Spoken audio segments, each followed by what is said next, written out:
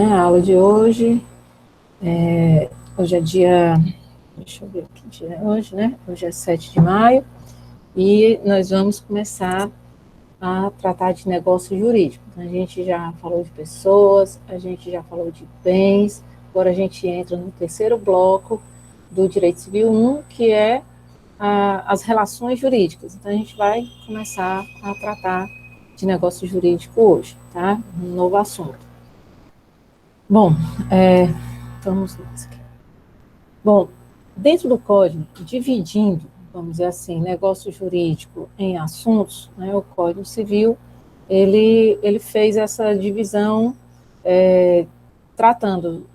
saindo de fatos até chegar aos atos jurídicos lícitos e mais na frente aos atos jurídicos ilícitos. Na realidade, a divisão está fatos, né, só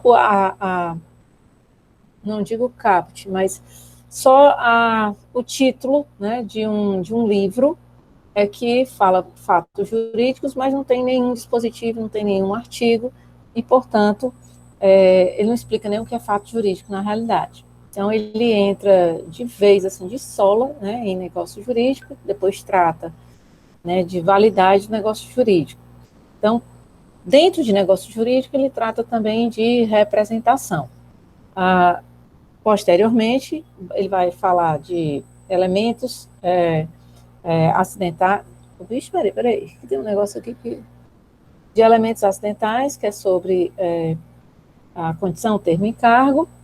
Vai tratar de defeitos, que são os vícios, né, do artigo 138 ao 165. Depois ele vem com invalidade do negócio jurídico e, por final, ele tem um artigozinho só falando sobre atos jurídicos lícitos, né, só fazendo praticamente remissão a tudo que se aplica aos negócios jurídicos, se aplica aos atos jurídicos lícitos também. Então, a gente tem aí, nessa tela, só uma divisão de como é que está esse assunto disposto no código, né? Bom, Lili entrando aqui, permitiu logo. Bom, então vamos para frente aqui.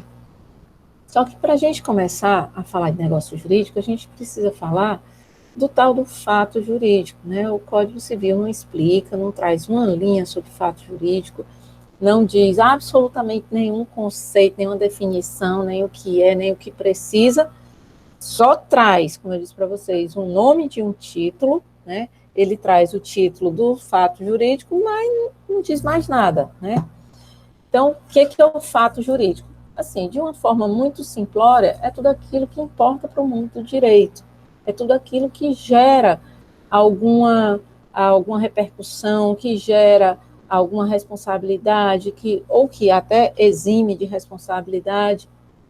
Então, é tudo aquilo que tem previsão, vamos dizer assim, nas hipóteses normativas, está previsto em alguma lei, em alguma norma, né? Pode ser Código Civil, pode ser qualquer outra norma, mas o fato ele é importante dentro do direito, porque ele gera consequências, né? E algum tipo de consequência ele gera.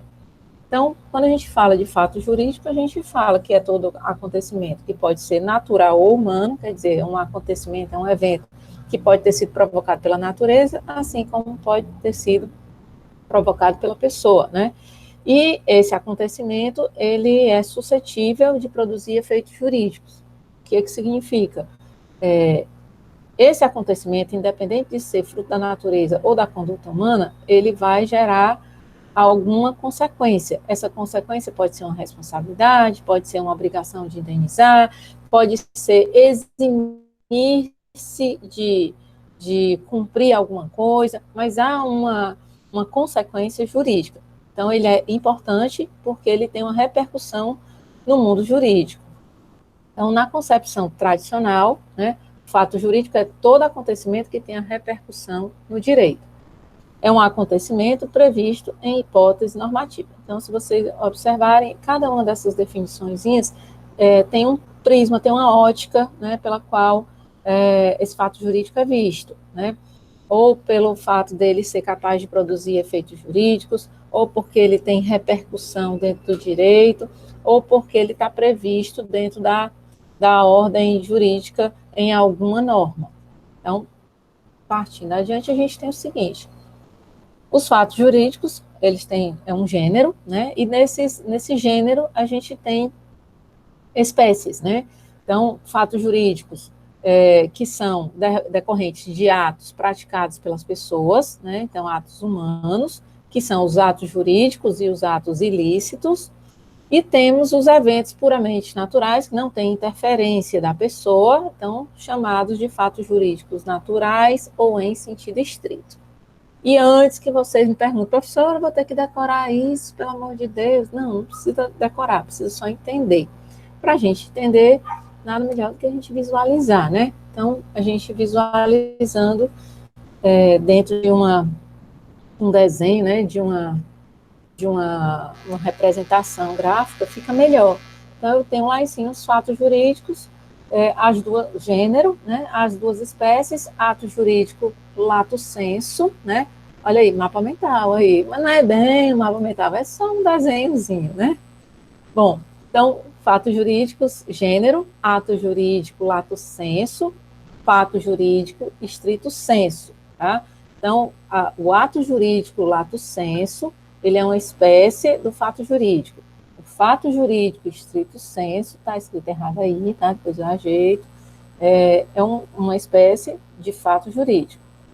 Dentro dessas duas subdivisões dos fatos jurídicos, a gente tem o seguinte: quando a gente fala de ato jurídico, a gente fala de ação. Quem é que pratica ação, né? Aí a gente aprendeu lá na quinta série do colégio, né, que quem pratica ação é o sujeito. E aí a gente volta, quem vai praticar ação é a pessoa. Então, que pessoa? Aquela pessoa lá do artigo 1º, né, aquela que é capaz de direitos e obrigações na ordem civil. Então, portanto, depende de uma vontade de alguém que queira praticar, ou até muitas vezes alguém que, quando praticou, não estava querendo praticar, mas acabou praticando. Então, o ato jurídico, no sentido amplo, né, ele decorre da vontade humana, ele é uma ação. Alguém age, alguém se conduz no sentido de realizar uma determinada ação. Já o fato jurídico estrito sensu, né, que é a espécie do fato jurídico lá de cima, ele independe de vontade humana, ou seja, acontece e não tem o que você fazer. Às vezes ele é contornável, mas ele não é evitável, né? Então, assim, acontece e você não tem ingerência sobre esse acontecimento. E aí a gente vem, e esse ato jurídico lá, lato sensu, que depende de vontade humana, ele novamente se subdivide. Ele se subdivide em ato jurídico estrito sensu e em negócio jurídico. Então, ato jurídico estrito sensu, né, é aquele ato praticado, vamos dizer, que gera um efeito, porque está previsto na lei, mas não necessariamente depende de outras pessoas ou da concordância de outras pessoas. É uma condução da pessoa. Então, o indivíduo, ele pode praticar um ato jurídico sozinho, né, de acordo com o que a legislação especificar. Então, se a legislação diz o seguinte: olha, a pessoa que é servidor público, ela tem um domicílio necessário, e o domicílio dela é onde ela exerce permanentemente as suas funções. Ou seja, a lei determinou isso e você se enquadra naquela situação. Mas se você deixou de ser um servidor e mudou o seu domicílio, tem lá a previsão também da mudança de domicílio. Então, a mudança do seu domicílio também é um ato jurídico. Até bem mais simples. Por quê? Porque muitas vezes a gente não sabe que tudo aquilo que a gente faz sozinho, que tem uma repercussão no mundo do direito, é considerado um ato jurídico. Então, o fato de eu reconhecer um filho, o fato de eu emancipar um filho, são considerados como atos jurídicos estrito sensu. Está lá a previsão na lei, tem os efeitos, porque a lei especificou quais são esses efeitos, né, e, portanto, foi praticado por mim, sem precisar da concordância de outra pessoa, sem precisar da colaboração de outra pessoa. Aí a gente tem aqui, ao lado do ato jurídico estrito sensu, como sendo espécie, subespécie, né, do ato jurídico, lato sensu, o negócio jurídico. E é esse ponto que a gente vai estudar, vai começar a estudar. Por quê? Porque o código valorizou, foi o negócio jurídico, o código trouxe regras muito específicas para o negócio jurídico, o código valorizou o elemento essencial do negócio jurídico quando ele trata de vontade, de consentimento. Já do outro lado, a gente tem lá o fato jurídico estrito sensu, que é aquele que independe de manifestação de vontade da pessoa, e, portanto, ele gera efeitos também, mas ele é um acontecimento, né? Então, a gente tem acontecimentos que são da natureza e acontecimentos que não são da natureza, mas são acontecimentos, e não há ingerência da pessoa nesses acontecimentos. Então, quando a gente fala em fato jurídico estrito sensu, né, ordinário, a gente fala daquilo que comumente acontece e que existem regras muito claras, muito lineares, né, para o que acontece se alguém nascer, se alguém morrer. E sempre vai ter alguém nascendo e sempre vai ter alguém morrendo. Quando a gente fala na palavra ordinário, de uma forma geral, é bom a gente até associar aquilo que acontece de forma recorrente. Então, quando a gente fala, por exemplo, em uma assembleia ordinária, aquela assembleia do condomínio, por exemplo, ela já está prevista para acontecer desde sempre. Então, já existe uma regra rotineira, periódica, constante, para que aconteça essa reunião. Então, ela é uma coisa já vamos chamar assim, praticamente no calendário.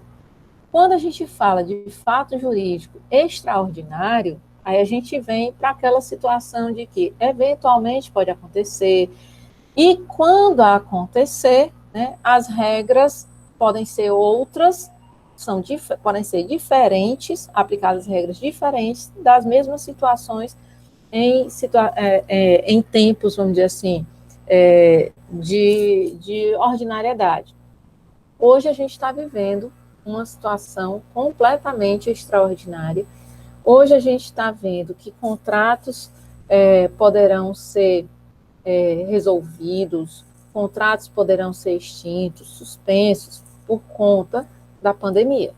Então, um terremoto, uma pandemia, uma enchente, coisas que a gente não pode evitar, e mesmo que a gente pudesse evitar de alguma forma ou minimizar, elas acontecem sem a ingerência da gente, né? Então, a eximir-se de uma responsabilidade, né, pode decorrer de um fato jurídico extraordinário.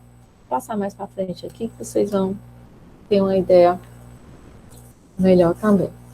Bom, a questão é, para a gente definir se o fato jurídico, né, se ele é um ato humano ou se ele é um ato da natureza, a gente pergunta quem pratica esse fato, quem é o autor. Então, a resposta é: o fato será humano ou será chamado de ato jurídico quando essa vontade humana for elemento constitutivo essencial, e essa ação ela pode ser uma ação, um ato jurídico lícito, tá? Ou então pode acontecer um ato ilícito, né? Lembrando que a gente não chama o ato ilícito de jurídico, porque para ele ser jurídico, ele precisaria cumprir o requisito da licitude do objeto. Então, por ele mesmo já ter o objeto ilícito, então a gente não chama ele de ato jurídico. Em relação ao fato jurídico natural ou estrito sensu, né, a gente tem o seguinte: quem pratica? A natureza. Então, ocorre de acordo com a causalidade da natureza. Houve uma enchente. A enchente choveu a noite toda. Bom, choveu a noite toda, mas não aconteceu nada. Ok, no outro dia estava só a rua molhada. Isso importa para o direito? Importar não importa não. Mas choveu a noite toda, derrubou uma casa ou um carro foi deslocado e teve perda total, aí esse fato aí vai importar. E aí a gente tem a questão das extraordinariedades. Onde é que a gente vai ver isso? Para que a gente precisa saber disso? Quando a gente faz um contrato de seguro, às vezes a gente não sabe que se houver uma enchente ou se houver um fato natural, um raio que atinja o carro da gente e destrua o carro da gente, essa seguradora não vai cobrir. Então, vejam a questão, como é que funciona, né? A quem eu vou cobrar se o meu carro for destruído por um raio? Eu não posso cobrar a ninguém, né? De quem é a responsabilidade? Aí, bom, não sei, não é de ninguém especificamente. Ah, professor, uma árvore caiu em cima do meu carro. Aí eu vou prestar atenção. E a árvore? Pertence a quem? Quem tinha responsabilidade pela manutenção dessa árvore? Pode ser que eu não consiga responsabilizar ninguém pela queda da árvore em cima do meu carro, como pode ser que eu consiga responsabilizar alguém. Ah, o meu carro estava estacionado dentro de um estacionamento privativo, a árvore estava com cupim, o dono não cuidou e, portanto, ela caiu em cima do meu carro pela omissão do dono. Ou pode ser que o meu carro estava estacionado no meio da rua, num local completamente seguro, mas teve uma ventania, arrastou uma árvore e derrubou em cima do meu carro. Aí eu vou ter que observar, né, dentro dessas circunstâncias, quem pratica, quem é o responsável, para que eu possa imputar a responsabilidade, cobrar a responsabilidade, tá? Bom, passando adiante, a gente tem o seguinte: professor, não precisa decorar isso tudo, não, gente, só preciso entender, tá? Aí eu vou dar uma má notícia. O povo de concurso, as bancas de concurso, às vezes gostam das coisas decoradas, vocês sabem disso. Mas a gente não está aqui para isso, a gente está aqui para entender. Então, depois que vocês entenderem como é que funciona, se vocês quiserem decorar, ok. Mas, assim, tem que entender exatamente porque a função disso aqui é colocar dentro de um contexto. Então, não adianta nada a gente classificar as coisas e não saber como é que vai usar isso aqui. Então, vamos lá. Essa parte é uma parte um pouco mais teórica. Saindo daqui, a gente vai ver uma aplicabilidade até melhor, tá? Então, assim, em relação à classificação dos fatos jurídicos, segundo a natureza dos fatos, né? Fato jurídico estrito sensu, independe da vontade humana, ordinário, nascimento, morte, decurso do tempo, maioridade, aluvião. Então, assim, isso aí é o seguinte, acontece, você não tem gerência. A pessoa nasce, a pessoa morre, o tempo passa, você chega aos 18 anos, adquire-se a propriedade por aluvião quando há vamos dizer assim, durante um tempo, a água vai trazendo terra até chegar à outra margem, e aí acresce ao dono da outra margem do rio, por exemplo, uma parte de terreno, né?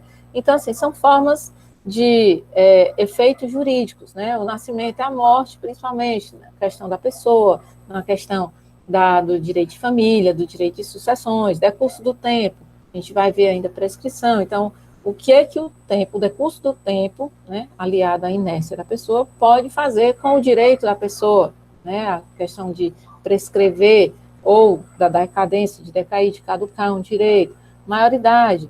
Quem é que não chega aos 18 anos? Né? A pergunta é simples. Tem alguém que chega aos 19 sem passar pelos 18 e não adquiriu a maioridade? Né? Maioridade é uma questão de idade, não é uma questão de capacidade. Né? Maioridade é só um fator que enseja a capacidade plena. Mas a maioridade, simplesmente, atualmente, é fazer 18 anos. Então, todo mundo vai chegar à maioridade, mas nem todo mundo vai ser plenamente capaz quando chegar nessa maioridade, né? Então, são fatos jurídicos que independem da vontade da pessoa, mas eles acontecem de forma rotineira. Os fatos extraordinários, né, a gente tem duas expressõezinhas no direito, chamado caso fortuito e força maior. As duas expressões, elas servem para eximir de responsabilidade, né, as pessoas, porque elas não poderiam nem prever e nem conter, ou às vezes até poderiam prever, mas não era evitável. Então, o caso fortuito e a força maior, elas podem gerar, por exemplo, para uma construtora, o direito de entregar a obra após o prazo combinado. Né? Então, o prazo combinado para entregar a obra era janeiro de 2020. Aí aconteceu um caso fortuito, uma força maior. Vamos pensar aqui. A construtora tinha que entregar agora, em março, uma obra. Ela estava fazendo, estava dentro do prazo. Aí acontece essa pandemia e ela tem que parar. Para tudo. Não pode, os peões não podem trabalhar. Ela não pode concluir. Aí a pergunta é, ela terá que pagar a multa pela demora, pelo atraso da obra? Aí a gente vai observar, bom, se tiver acontecido um caso fortuito ou um motivo de força maior, se a pandemia se caracteriza como um caso fortuito ou como força maior, que independe da pessoa querer ou não, né, que aconteça, nesse caso, a construtora não vai ter a obrigação de pagar a indenização, de pagar a multa pelo atraso da obra.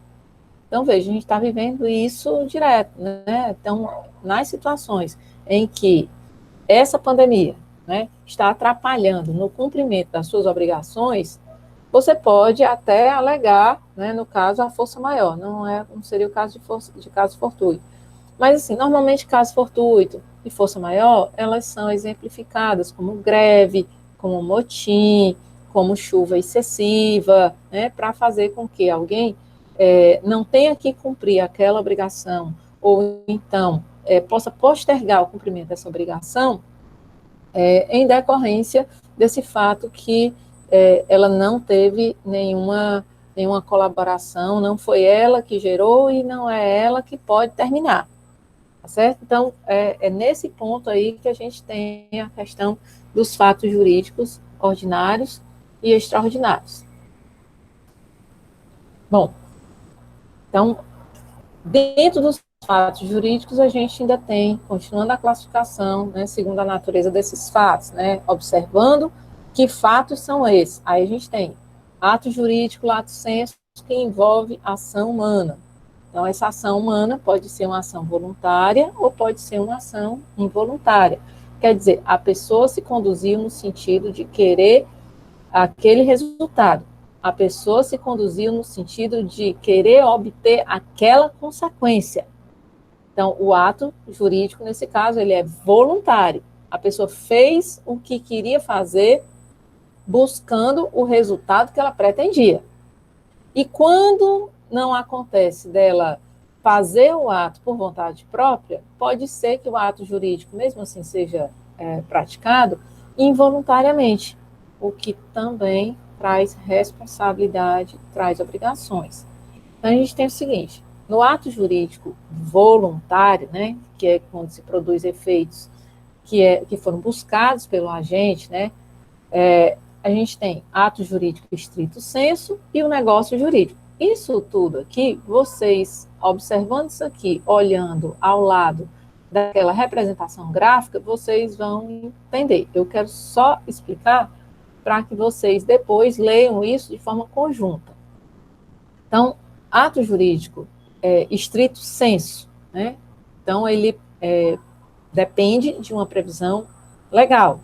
Então, a lei diz o seguinte, que você pode, realizando determinadas ações, perdoar ou ser perdoado de uma dívida, né? Perdão é uma forma de extinção de obrigação. Então, aquele que recebeu o perdão da dívida não precisa mais pagar a dívida.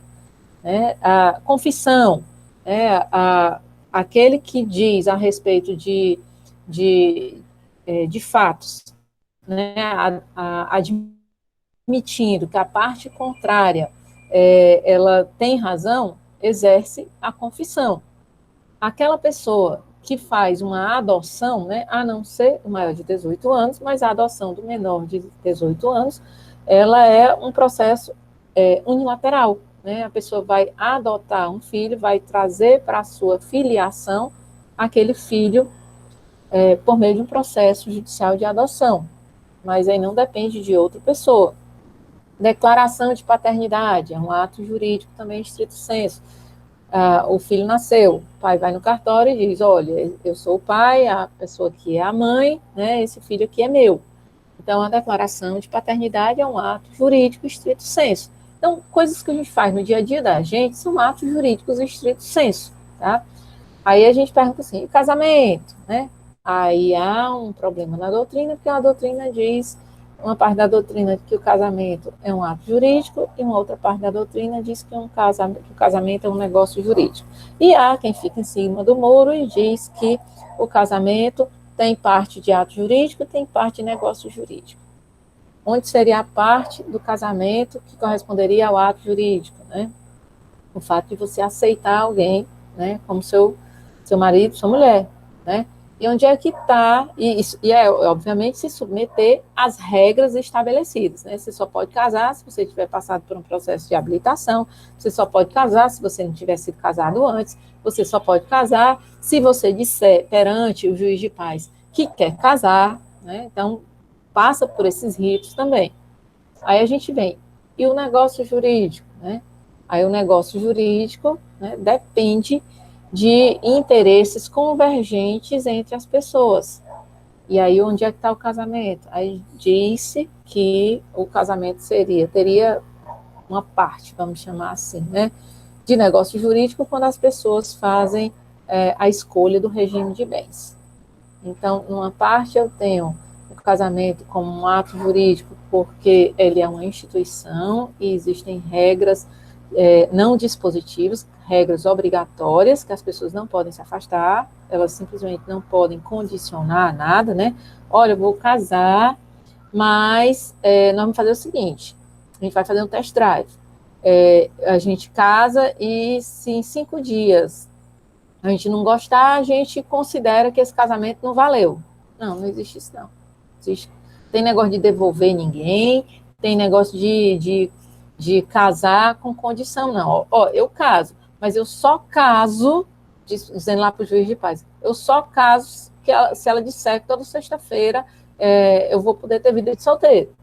Então, isso aí não está na regra do casamento. Né? A regra do casamento é você casou, casou. Tem lá as regras X, Y, Z, você não tem como mudar essas regras. Então, o casamento, ele é um ato jurídico, ele se submete às regras institucionais, né, e a pessoa apenas aceita. Né? Já onde estaria a parte do negócio jurídico no casamento? Né? Então, considerando que o negócio jurídico depende de manifestação de vontade, depende de interesses convergentes. Então, a gente tem aí, no regime de bens, a parte que poderia ser considerada como um negócio jurídico do casamento.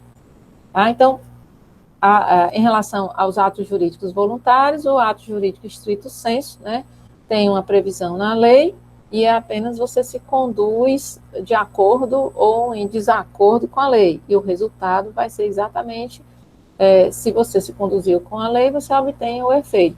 Se você se conduziu de forma diferente do que a lei previste, você não vai ter o efeito. Já o negócio jurídico, a gente tem regras que podem ser disponibilizadas, dispostas, na verdade, pelas pessoas interessadas, né, porque os interesses são privados. Então, a gente tem, por excelência, né, como negócio jurídico, o exemplo 10 entre 10, contrato. Né? O contrato depende dos interesses particulares das pessoas contratantes. São elas que vão definir as regras e são elas que vão definir os resultados desse negócio. Né? Obviamente, né, que dentro lá do que a gente vai ver mais para frente, dos elementos constitutivos, esse negócio jurídico não pode ser feito, esse contrato, na verdade, não pode ser feito do jeito que a pessoa quer. Tem que ser do jeito que a lei admite, né, se não houver proibição legal. Então, vai ter umas regrinhas lá para que a pessoa possa contratar. No resto se não tiver proibição para o que a pessoa quer contratar, ela pode contratar, tá? Isso aí é o poder de disposição. Aí lá mais para baixo a gente tem aí ato jurídico involuntário, né? Quando acarreta consequências jurídicas que a pessoa não queria, mas, né, ela vai se responsabilizar. E aí a gente tem lá no 188 essa responsabilidade, né, decorrente do ato jurídico lícito e involuntário. Bom, passando adiante, a gente tem o seguinte: se vocês observarem, isso aí lá em cima está o ato jurídico, lato sensu, né, tudo que a gente falou, as duas subdivisões, voluntário e involuntário, lembrando que do voluntário depende de vontade, né, ato jurídico estrito sensu, e negócio jurídico, e no involuntário a gente tem o ato lícito que gera responsabilidade. Aí é o ponto, né? Professor, e esse negócio aí, como é que pode, de um ato lícito, gerar responsabilidade? Gente, de um ato lícito, você tem dois possíveis resultados. Se você se conduziu de acordo com a lei, você obtém os direitos, né, que estão lá previstos, de acordo com a hipótese legal. Se você não se conduziu de acordo com a lei, o que vai acontecer é que você não vai ter o resultado esperado. Mas do ato lícito, você também pode ter obrigações. Você pode ser chamado a indenizar, por exemplo, alguém por uma conduta que você teve, e essa conduta foi lícita.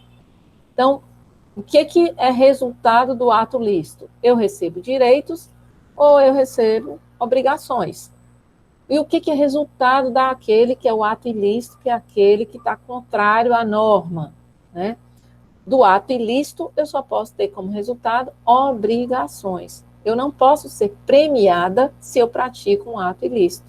Então, vejam, o ato lícito, ele tem como prêmio, né, ou como sanção, né, os direitos que alguém pode receber.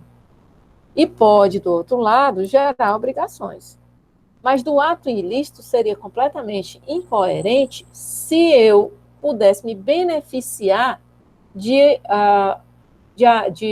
me conduzir diferentemente do que a lei espera de mim. Então, vamos pensar, eu estou aqui dirigindo meu carro e eu não, por algum momento, aconteceu um fato e eu bati no carro da frente, né? Eu não estava querendo bater no carro da frente, né? Eu estava até dentro da distância regulamentar, eu estava dentro da velocidade permitida para a via, mas eu bati no carro da frente, né? O que vai acontecer? Isso é um ato ilícito? Não, ilícito não é, mas eu vou ter a obrigação de indenizar a pessoa que sofreu o prejuízo porque eu bati no carro dela. O ato é lícito? É lícito, né? Ele vai gerar, nesse caso, direito? Não, ele vai gerar obrigações.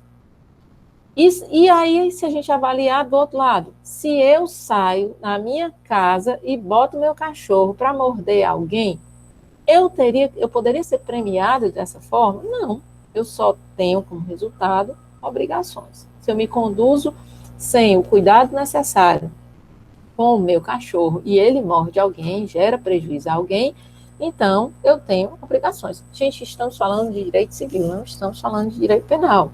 Estamos falando em indenização, estamos falando na possibilidade de alguém ser chamado à responsabilidade civil de recompor o patrimônio de alguém, né, porque se conduziu de alguma forma. Então, vejam, dos atos lícitos, aqueles que não têm sobre eles nenhuma proibição legal, eu tenho dois possíveis resultados, ou direitos ou obrigações.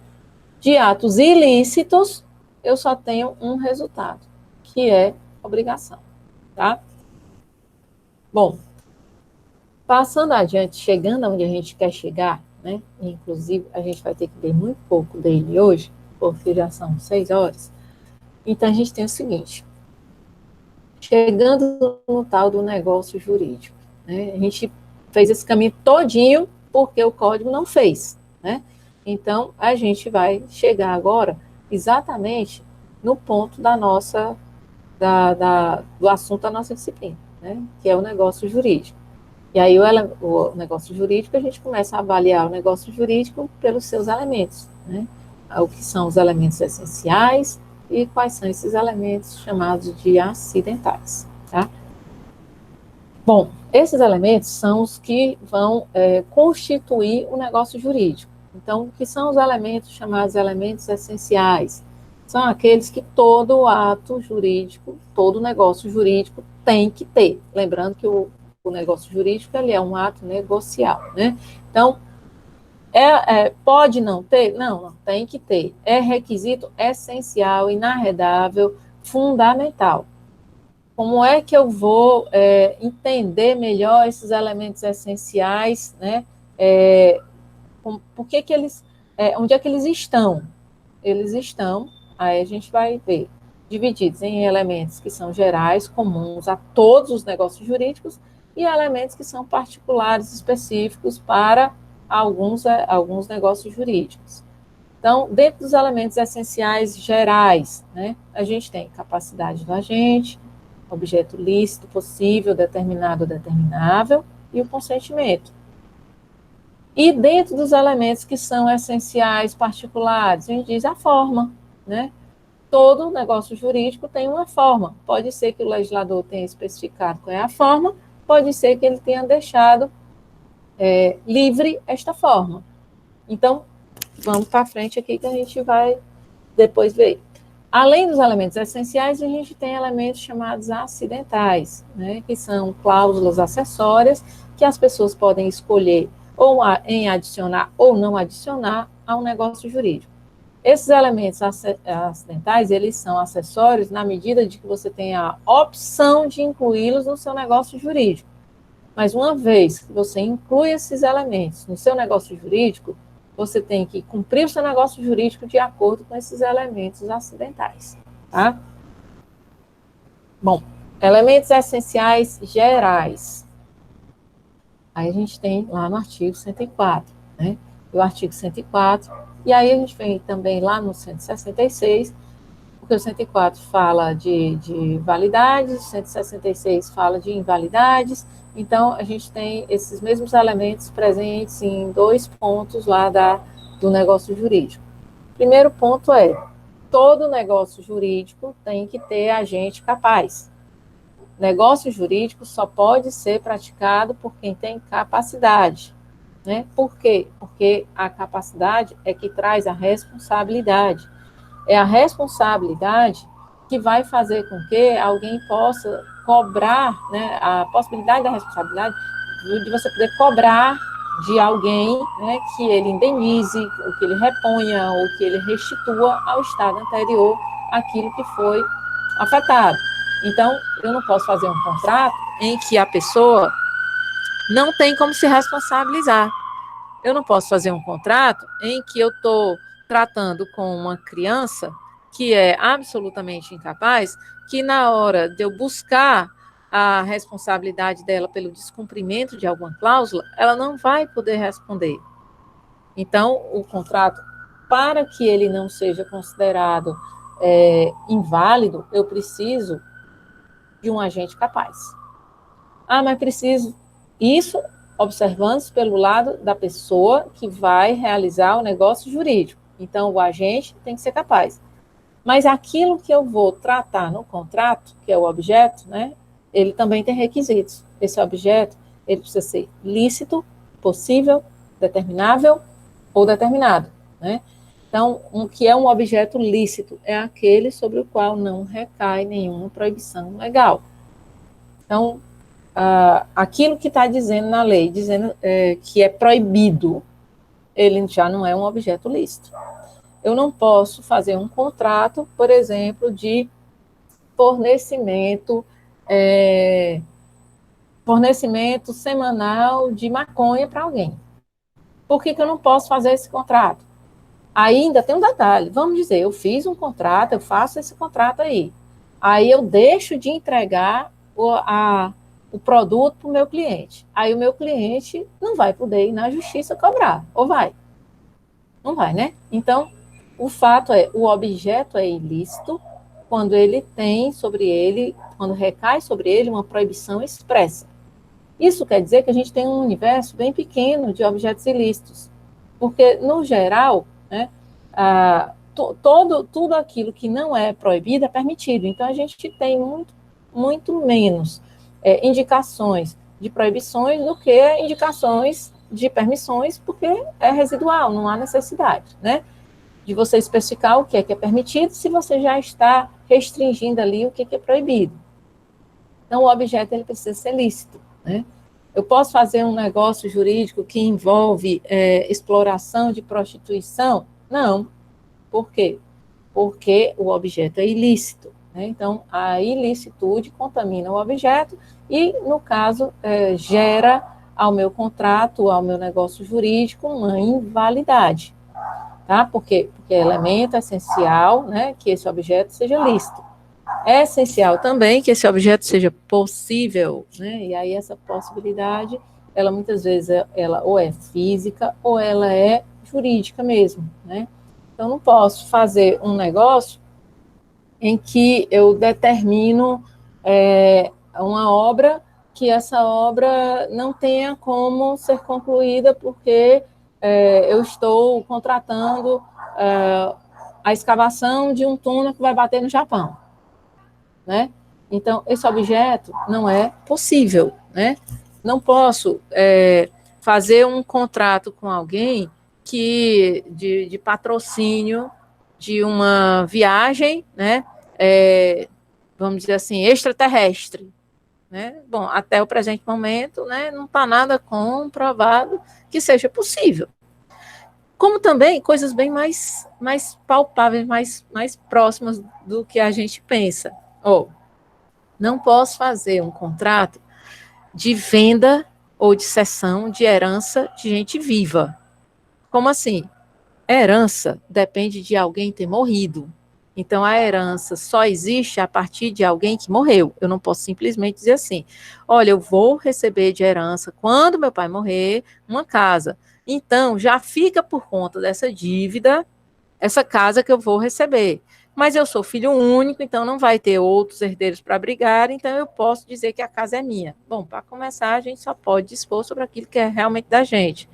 E se o pai não morreu ainda, a casa continua sendo do pai. E existe uma previsão expressa de que eu não posso fazer negócio sobre a herança de gente viva, né, chamada pacta corvina, né? Então, esse contrato, ele não vai gerar efeitos, ele vai ser considerado um contrato inválido pelo fato de que eu não tenho um objeto possível, né? Então, veja, às vezes a possibilidade ou a impossibilidade, ela advém de uma proibição expressa, né, em lei. Mas eu preciso também especificar que tipo de objeto é esse que eu tenho no meu negócio, né, em redor do qual estão os interesses. Eu tenho que dizer, olha, eu vou fornecer arroz para alguém, né, vou vender arroz para alguém. Mas quanto de arroz? Que arroz é esse? Então, eu tenho que determinar esse objeto. Eu não posso simplesmente dizer, olha, eu vou fazer um contrato de fornecimento de arroz. Então, eu vou dizer, olha, é o arroz tipo tal, arroz ensacado, arroz a ser colhido. Então, eu vou especificar, certo? Mas e se eu não conseguir especificar no momento que eu estou fazendo o contrato? Mas aí eu tenho a questão da determinabilidade. Se eu não consigo especificar agora, né, pelo menos assim, agora, quanto é ou o que é especificamente, eu posso especificar isso no momento da execução do contrato. Então, eu vendo uma safra de arroz e digo que será R$ 2 o quilo do arroz daquela safra. Quanto é que vai dar nesse contrato? Bom, na hora que eu faço o contrato da safra, eu não sei. Mas quando eu colher, aí eu vou saber quanto de arroz rendeu para poder multiplicar por esses R$ 2 o quilo, e aí eu tenho o valor e tenho o objeto desse meu contrato, tá? Então, o objeto tem que ser lícito, tem que ser possível, tem que ser determinado, ou pelo menos determinável. E o terceiro requisito essencial que não pode, que nenhum contrato pode dispensar, né? Consentimento. Consentimento é vontade, manifestação de vontade, né? Concordância. Por quê? Porque não existe negócio jurídico involuntário. O que existe é que você entrou em um negócio jurídico por vontade própria. Então, todo negócio jurídico, ninguém cai de paraquedas dentro de um negócio jurídico, tá? É fato. Se o negócio jurídico lhe envolve, é porque você quis ser envolvido nesse negócio. Ah, professora, mas eu estou respondendo por uma coisa que eu não assinei. Mas nem sempre o negócio jurídico precisa ser assinado. Pode ser que você tenha concordado com isso pelo telefone, pelo WhatsApp, tá? Mas você manifestou alguma coisa. Ah, professor, mas eu estou sendo cobrado de um empréstimo que eu não fiz e eu não concordei e eu nunca me manifestei. Aí você pode correr atrás de invalidar esse negócio jurídico. Por quê? Porque faltou um elemento essencial. Não se cai de paraquedas em negócio jurídico. Não existe negócio jurídico involuntário. Deixa eu ver aqui mais. E em relação às formas, né, deixa eu passar aqui. As formas, a gente tem o seguinte: além desses elementos essenciais, que são gerais, comuns a todos os negócios jurídicos, não existe negócio jurídico que dispense, tá? Nós temos a variação, né, de como esse negócio jurídico vai se exteriorizar. Então, ele pode se exteriorizar, né, de forma escrita, ele pode se exteriorizar de forma verbal, ele tem uma gama de modos, até de mímica, a gente pode fazer um contrato. Então, a forma do negócio jurídico, ela está dentro dos elementos essenciais particulares. São essenciais porque todo negócio jurídico tem uma forma de exteriorização. Mas vai variar de acordo com o tipo de negócio jurídico. Tá? Então, é a forma como é externalizada, como é instrumentalizado esse negócio. Então, a gente tem negócios que são formais, negócios que não são formais, negócios que são solenes, e a depender do tipo de negócio que eu realizo, eu preciso atender a uma determinada forma, ou então eu fico livre para usar a forma que eu quiser. Aí a gente fez, vamos dizer assim, de formas do negócio jurídico, né? O Limão de França, civilista já, assim, bem antigo, mas, assim, muito conceituado, ele faz essas três definições, né? Forma livre geral, forma especial ou solene e forma contratual. Então, forma livre geral significa o legislador não disse, não impôs como é que você tem que fazer esse negócio jurídico. Então, se ele não impôs, você pode fazer do jeito que você quiser. Então, posso fazer de boca? Pode fazer de boca. Posso fazer escrevendo num papel? Posso. Posso fazer por escritura pública? Posso. Posso fazer num papel de pão? Posso. Tem escrito lá, estou te devendo R$ 200 no papel de pão. Isso é um contrato? É uma declaração de vontade. E o outro diz, aceito que você me pague daqui a um mês. Ok, precisa de uma escritura para isso? Precisa não. Então, a maioria dos negócios jurídicos, eles admitem forma livre porque o legislador não se ocupou de determinar como seria essa forma. Mas existem as situações específicas em que o legislador diz, olha, só vai ter validade o negócio jurídico se for feito da forma que eu estou estabelecendo. E aí ele vai dizer, se eu estiver tratando da compra e venda de um apartamento que custa R$ 300.000, né, eu não tenho a opção de fazer essa venda de boca, eu não tenho a opção de fazer essa venda num papel particular, lá no escritório do advogado. Por quê? Porque a legislação ela é muito clara que para a validade do negócio jurídico que envolva imóveis, venda de imóveis, doação, permuta, dação em pagamento, precisa ser feito por escritura pública se esse imóvel tiver valor superior a 60 salários mínimos. 60 ou 30? Não lembro. Depois vocês conferem lá. Acho que é o 108, viu? Artigo 108, dê uma olhadinha lá. Mas ele estabelece, né? Quantos salários mínimos... Por que ele estabeleceu isso, na verdade? Ele estabeleceu que a forma... a exigência da escritura pública é para valores acima dessa quantidade de salários mínimos, para poder viabilizar para os imóveis de valor baixo, né, para atender as pessoas de baixa renda, que elas possam regularizar as suas aquisições imobiliárias. Mas o fato é, ele também não diz que pode fazer de boca. Ele diz só que não precisa da escritura pública. Então, precisa de quê? Precisa de um contrato particular. Artigo 108, Rafa, muito bem. Não dispõe da lei em contrário, né? Cadê aqui? Deixa eu ler aqui. Cadê, meu Deus do céu, o negócio? O chat. Aqui. Não dispõe da lei em contrário, a escritura pública é essencial à validade dos negócios jurídicos que visem a constituição, transferência, modificação ou renúncia de direitos reais sobre imóveis de valor superior a 30 vezes o maior salário mínimo vigente no país. Obrigada, viu, Rafa? Bom, então a gente tem o seguinte, essa é uma forma especial, né? Ah, mas a gente tem forma que é mais especial ainda do que essa. Tem formas solenes, né? Testamento. Testamento pode ser feito no cartório, mas além de ser feito no cartório, que dispensaria as testemunhas, o testamento público no cartório precisa de 2 testemunhas. Ou seja, ele é solene. E o casamento? O casamento é extremamente solene. Você está lá na frente do juiz de paz, que é uma pessoa autorizada pelo Estado para isso, e você tem que responder as coisas de acordo com o que se pergunta. Então, você está lá, ele pergunta, você aceita fulano de tal como sua legítima esposa?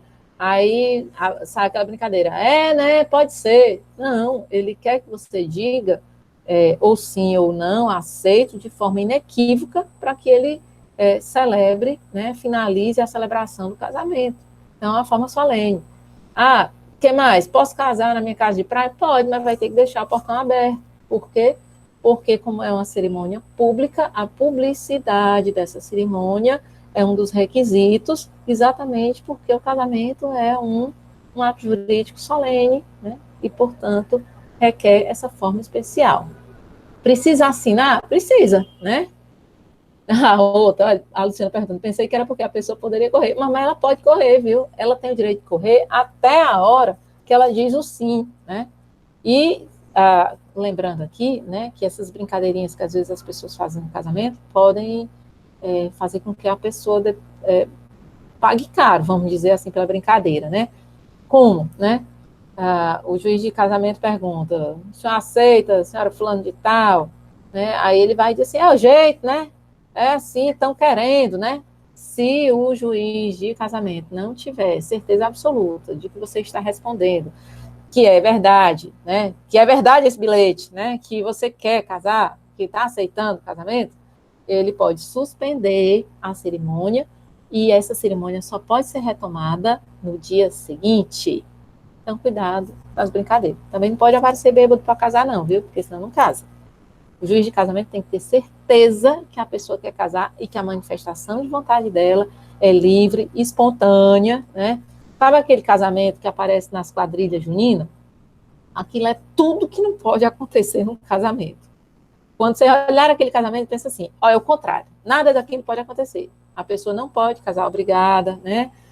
Ali é livre, espontânea pressão, com o pai apontando uma arma para o noivo, normalmente, né? Mas, né, lembre que aquilo ali é tudo que não pode acontecer, tá?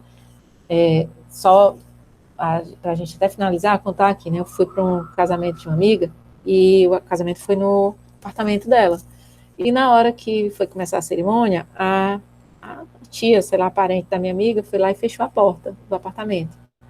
Aí a juíza de paz virou, antes de dar prosseguimento, e disse, por favor, é requisito essencial que o ambiente seja público e qualquer pessoa possa ingressar.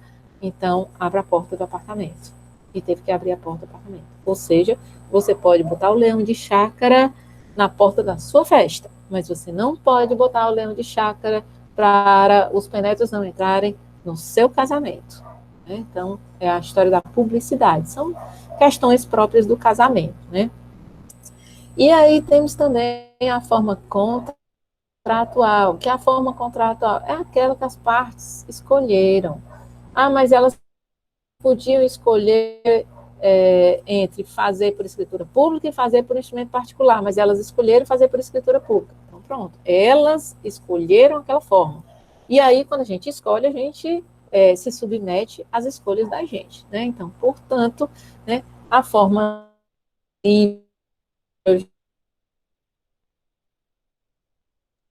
estabeleceu, fixou sob condição de validade, quer dizer, se não for cumprida a forma especial ou a forma solene, o negócio jurídico ele é inválido, e a forma contratual é aquela que as partes escolheram. E como elas escolheram, né, aquilo faz lei entre elas. Então, portanto, elas não podem escolher uma forma e depois, né, fazerem por outra forma, sob pena da invalidade do negócio jurídico, né? Gente, deixa eu ver aqui onde nós estamos. Bom, gente, é o seguinte, eu vou ter que ir, porque já são 18h23 e eu tenho que chegar no hospital antes de 19 horas, ainda teria que passar na farmácia, ok? Então, quando for na próxima aula, a gente vai continuar com elementos acidentais do negócio jurídico, tá? Mas, assim, essa mesma apresentação ainda, tá? Quando terminar, aí a gente continua na próxima, né? Já tem outra próxima já prontinha, viu? Aí eu vou disponibilizando a medida. Não sei se a gravação vai sair cedo hoje, porque, como eu estou dizendo para vocês, né? Daqui eu vou para o hospital e eu não sei se a Wi-Fi de lá suporta mandar para o YouTube, ok? Deixa eu só parar a gravação aqui para poder ficar até menor.